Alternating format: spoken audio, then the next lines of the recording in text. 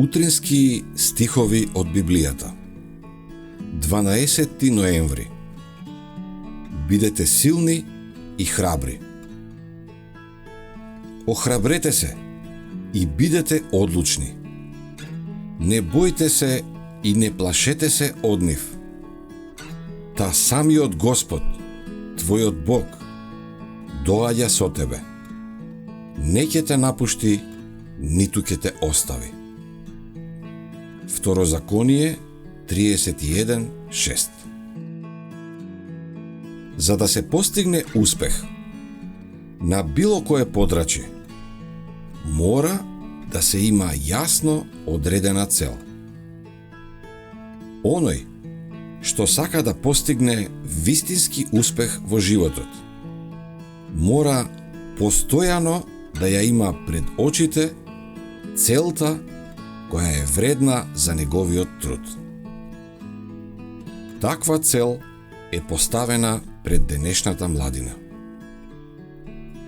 Таа од небото одредена цел да му се однесе евангелието на светот во оваа генерација е најблагородната задача што може да му биде упатена на кое било човечко суштество. Таа отвара поле за работа за секој чие срце е допрено од Христа. Божјата намера со децата што растат во нашите домови е многу поширока, подлабока и повисока отколку што нашиот ограничен разум може да разбере. Многу момчиња кои денес растат како што растел Даниел во својот јудејски дом, проучувајќи ја Божјата реч и неговите дела и извршувајќи ги верно своите должности, еднаш ќе стојат во законодавните собранија, во судниците или во царските дворови, како сведоци за царот над царевите.